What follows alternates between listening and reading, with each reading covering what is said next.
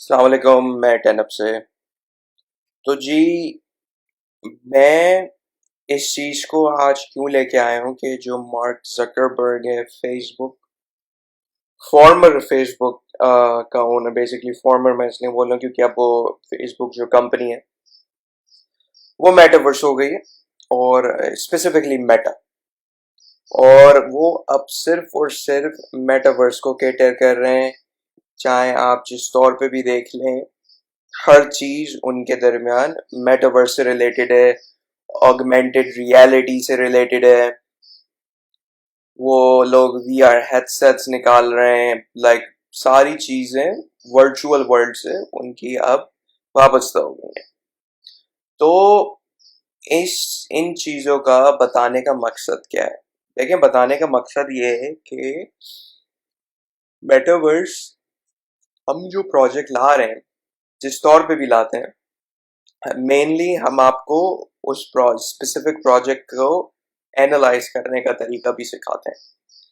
अब जैसे mark Zuckerberg ने मेटावर्स की 10 बिलियन डॉलर्स की इन्वेस्टमेंट बोली है, सिर्फ और सिर्फ रिसर्च और डेवलपमेंट में। इससे हमें ये पता चलता है कि फेसबुक आने वाले वक्तों में, एक तो फर्स्ट ऑफ ऑल के वो, क्योंकि उन्होंने इतने बहुत सारे प्रोटोटाइप्स पब्लिक किए हैं।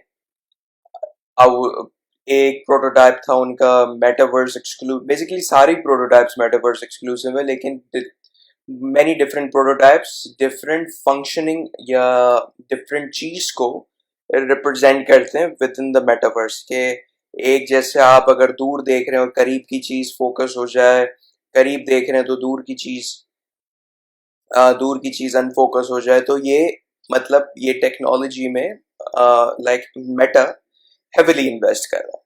तो इससे हमें ये देखें, ये पता चलता है कि मेटावर्स आने वाले वक्तों में खत्म बिल्कुल नहीं होने वाला।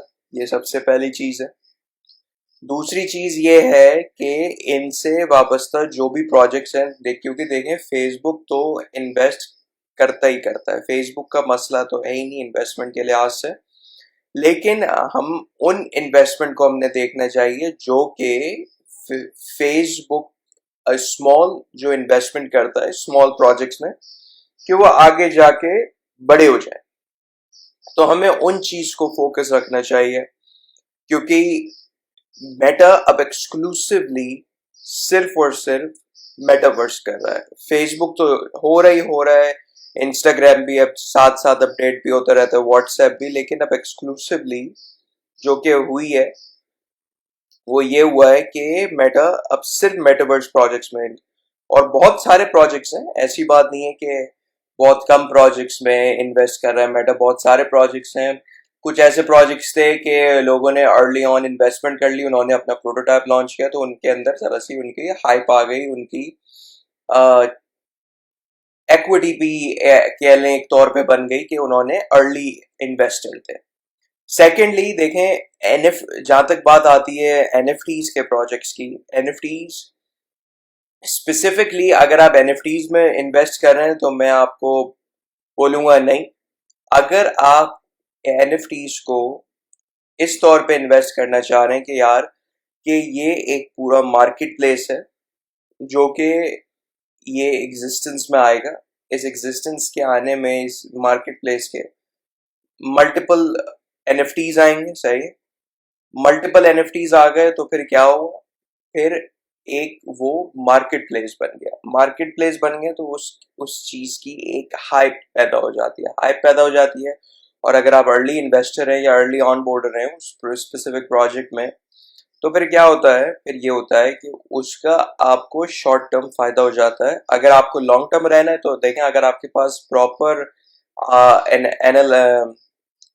एनालिसिस मौजूद है तो फिर आप उस प्रोजेक्ट्स में लॉन्ग टर्म पोजीशन भी ले सकते हैं, लेकिन मेनली लोग शॉर्ट टर्म लेके निकलते हैं। तो जो भी आजकल प्रोजेक्ट्स आ रहे हैं, जिस तौर पे भी आ रहे हैं, वो यही है, आप एक्सक्लूसिव रखें एक स्पेसिफिक कंपनी की ब्रांचेस को। क्योंकि एक कंपनी एक चीज में इन्वेस्ट करती है तो बाकी वो जिस चीज में इन्वेस्ट कर रही है उसके ऊपर ध्यान रखें, क्योंकि वो फिर अपना एक और एक और राउंड करेंगे अपने इन्वेस्टमेंट के लिहाज से, तो आप उस तौर पे उनके सपोर्टर हो सकते हैं, अर्ली ऑन बोर्डर हो सकते हैं, ताकि आपको कोई फ्यूचर में मसला ना हो इस तौर पे कि यार मैंने इन्वेस्ट नहीं किया है यार, मसला हो गया। इसी तौर पे अगर आप पहले से ही हो उस चीज में इन्वॉल्व, तो आपको कोई परेशानी की बात भी नहीं होगी।